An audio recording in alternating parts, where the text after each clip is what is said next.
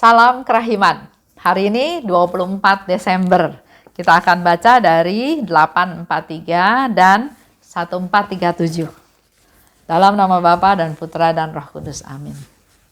843. 24 Desember 1936. Dalam misa pada hari ini, aku menyatukan diri secara istimewa dengan Allah dan bundanya yang tak bernoda.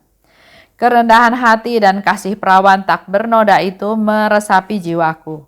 Semakin aku meneladan Bunda Allah, semakin dalam aku mengenal Allah. Oh, betapa luar biasa kerinduan yang membakar jiwaku. Yesus, bagaimana Engkau masih dapat membiarkan aku berada di tempat pembuangan ini? Aku merana karena merindukan Engkau. Setiap sentuhanmu pada jiwaku menciptakan luka yang sangat mendalam. Cinta dan penderitaan berjalan seiring.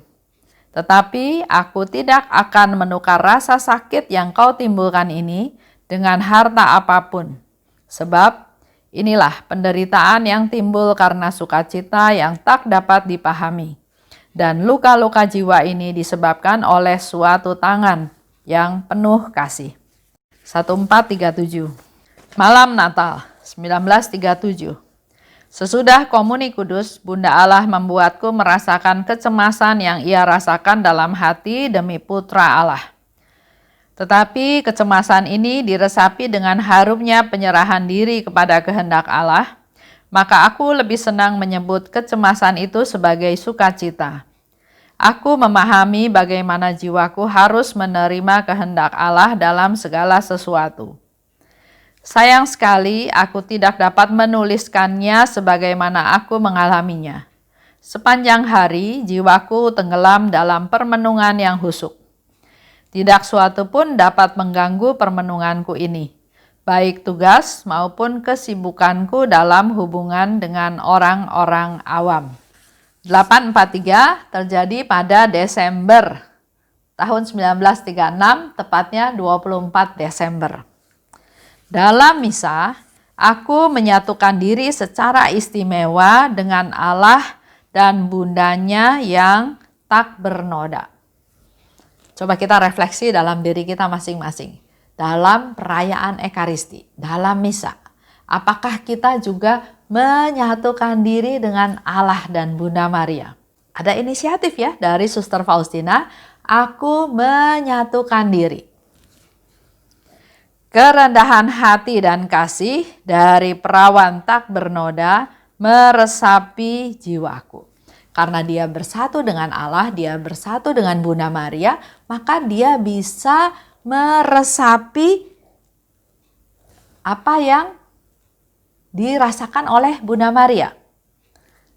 Apa yang ada dalam pribadi Bunda Maria, yaitu kerendahan hati dan kasih. Karena di sana dikatakan oleh Suster Faustina, semakin aku meneladan Bunda Allah, semakin dalam aku mengenal Allah.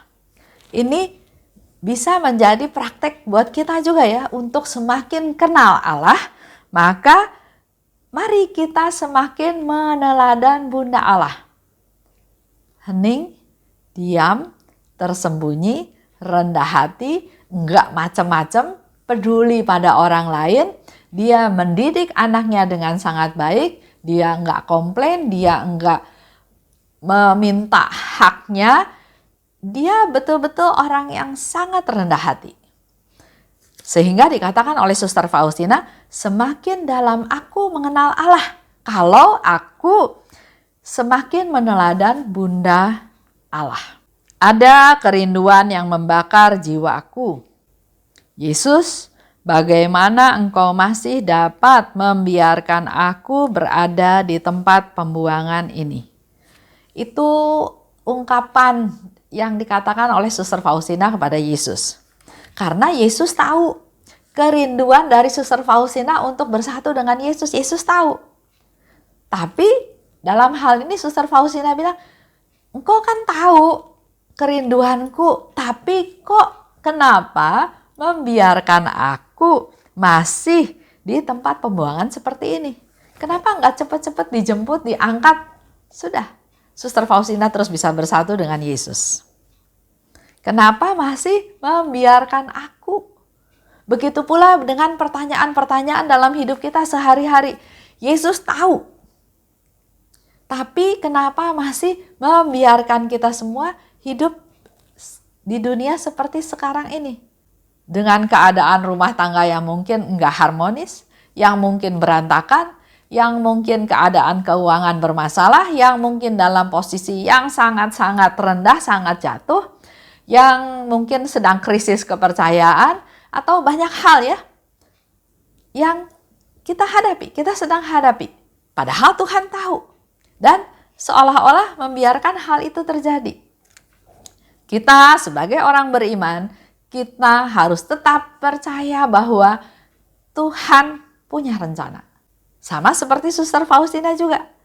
Sudah tahu kerinduan saya, kok kamu masih membiarkan saya di tempat pembuangan seperti ini?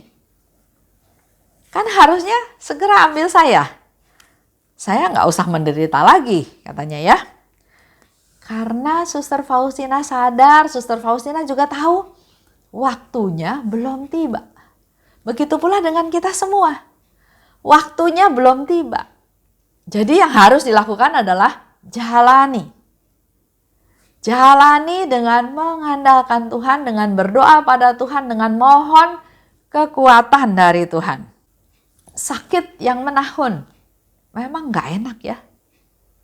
Tapi coba kita lihat sisi positifnya.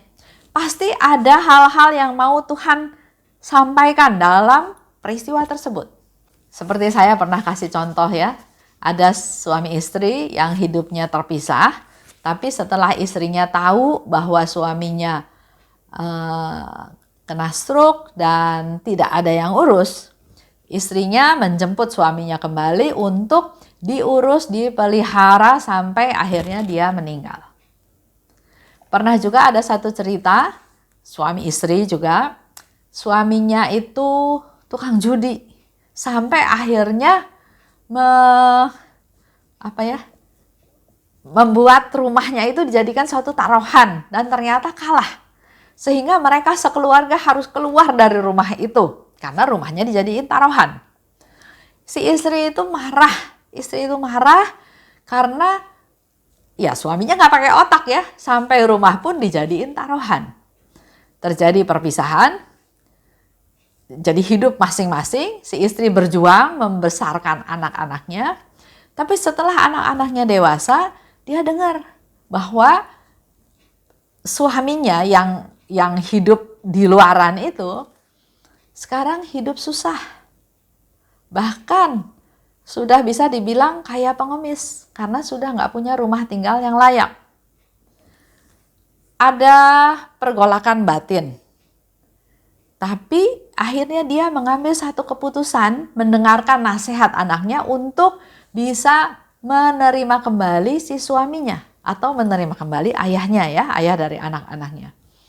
Akhirnya dia terima kembali walaupun dia nggak urus, tapi minimal, bukan nggak urus langsung ya, tapi minimal dia bisa melayani dalam tanda kutip suaminya dengan perhatian makanan, vitamin, memperhatikan lah ya, sampai akhirnya si suami meninggal.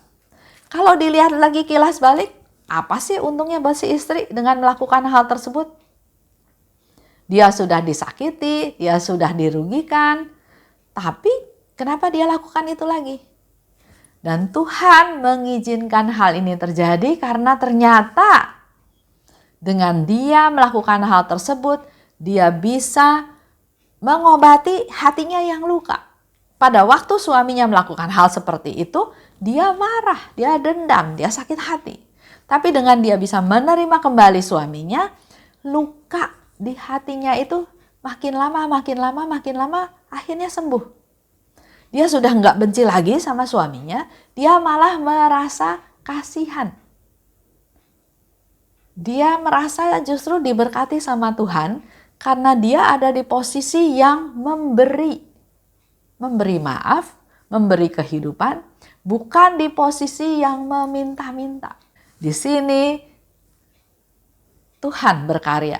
Di sini nyata perbuatannya didasari oleh kekuatan Tuhan, yaitu memberikan kerahimannya. Tuhan memberikan kerahimannya kepada dua wanita tersebut sehingga dia bisa mengampuni suaminya, dia bisa bahkan memberikan kenyamanan untuk suaminya sampai akhirnya suaminya meninggal dunia. Pernah saya tanya ya, kalau kamu nggak lakukan itu, kira-kira apa pendapat kamu? Dia diam lama, tapi dia akhirnya bilang begini, untung saya bisa melakukan hal tersebut untuk suami saya. Karena kalau saya tahu tapi enggak saya lakukan, mungkin sisa hidup saya ini saya akan isi dengan penyesalan. Sekarang nyesal nggak? Enggak, saya nggak ada penyesalan. Bahkan saya merasa terima kasih sama Tuhan karena Tuhan mengizinkan hal ini terjadi di hari-hari akhir suaminya. Luar biasa ya. Jadi segala sesuatu terjadi itu pasti ada sesuatunya, nggak mungkin asal aja. Dan nggak ada yang kebetulan. Mari kita juga yang menghadapi hal-hal tersebut menerimanya sebagai sesuatu yang Tuhan mau apa dengan keadaan ini. Pasti ada hal yang baik di balik semua permasalahan yang ada. Setiap sentuhanmu menciptakan luka yang sangat mendalam. Itu yang dikatakan oleh Suster Faustina ya. Dia sangat rindu pada Yesus, maka setiap sentuhannya Yesus menciptakan luka yang sangat mendalam. Karena dia rindu kepada Tuhan yang sangat, maka hal itu malah menjadikan luka yang mendalam. Dikatakan kan, kerinduannya itu membakar jiwaku.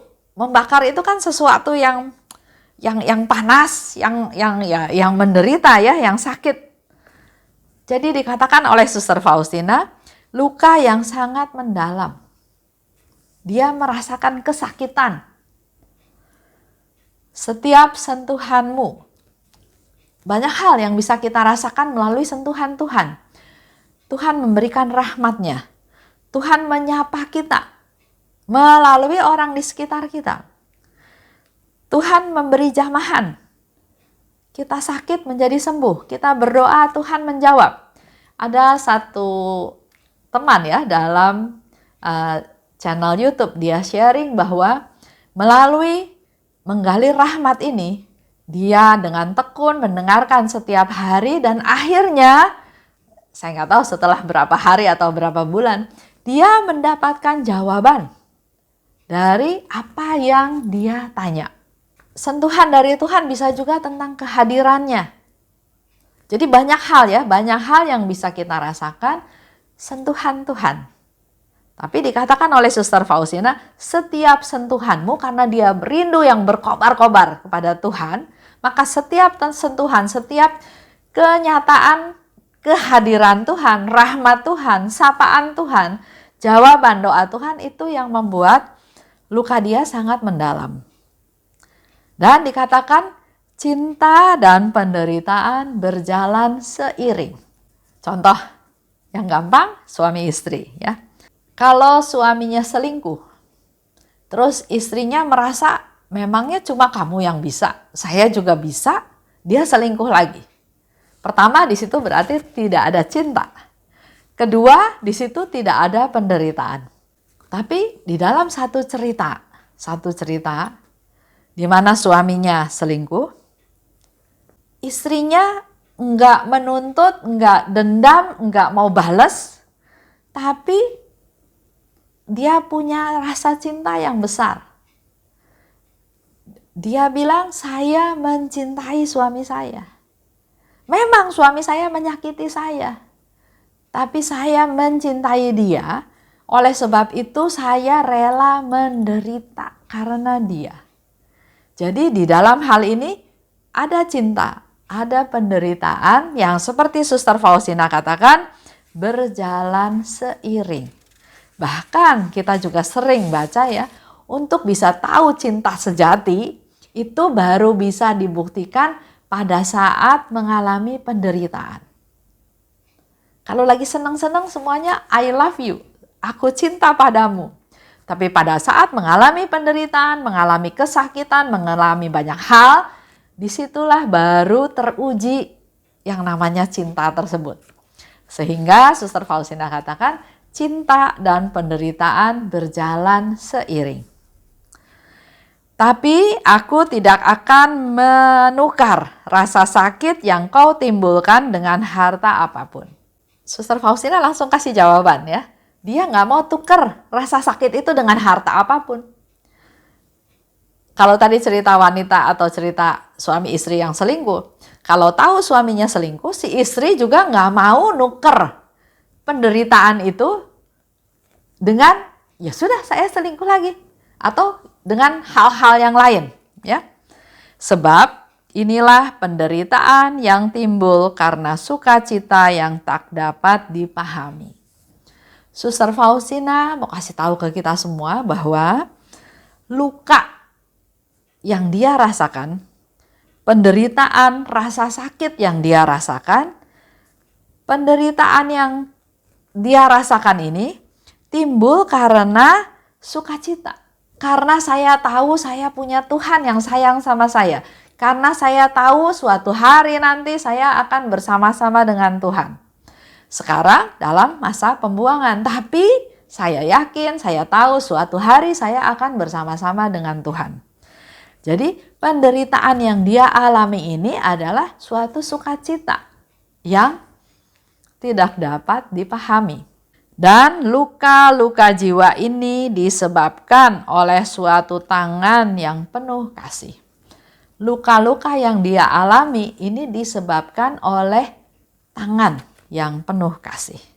Ini perlu kita renungkan ya, perlu kita renungkan, ambil waktu renungkan maksud dari kata-kata Suster Faustina ini. Istri mengalami penderitaan, tapi dia bisa katakan bahwa saya bersukacita, seperti tadi contohnya ya, yang saya tanya sama salah satu teman saya, dia bersukacita karena saya bisa mengampuni suami saya. Karena saya bisa mengamalkan kerahiman Tuhan.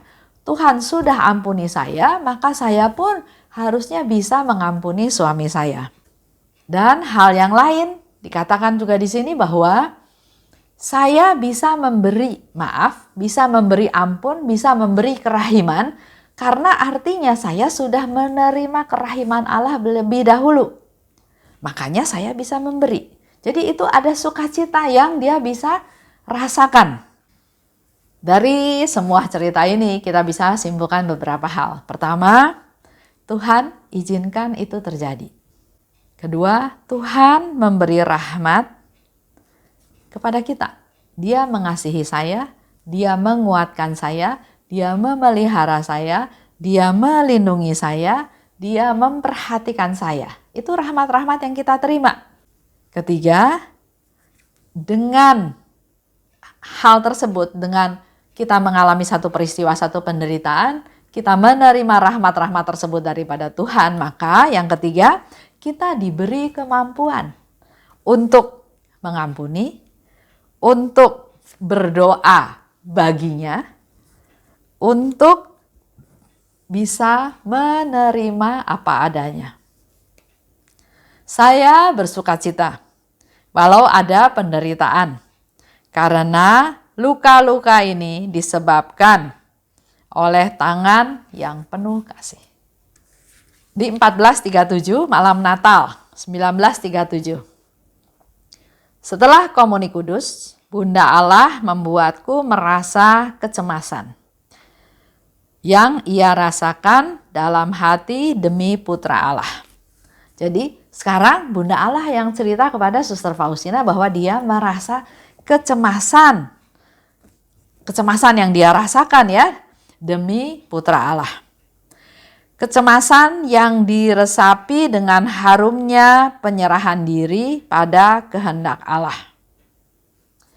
Kalau kecemasan ini diresapi dengan harumnya penyerahan diri pada kehendak Allah, jadi walaupun ada kecemasan, ada ketakutan, ada kengerian, tapi dilakukan dengan penyerahan diri pada kehendak Allah, maka menurut Suster Faustina, ini bukan hanya kecemasan, tapi justru ini adalah sukacita. Bagaimana jiwaku harus menerima kehendak Allah dalam segala sesuatu. Dengan demikian, maka dia karena melihat hal-hal tersebut sebagai suatu sukacita, maka dia dimampukan untuk bisa menerima segala hal dalam segala sesuatu untuk melaksanakan kehendak Allah. Kalau kita cemas, kalau kita mengalami kecemasan, maka datang pada Tuhan. Bisa dilihat kecemasan itu sebagai satu rahmat ya, dalam tanda kutip. Dan ini adalah sukacita karena dengan begitu kita datang pada Tuhan. Semua yang mendekatkan saya pada Allah itu adalah rahmat. Jadi kalau kita mengalami kecemasan, jangan kecemasan titik. Saya cemas, saya khawatir, saya takut, saya susah.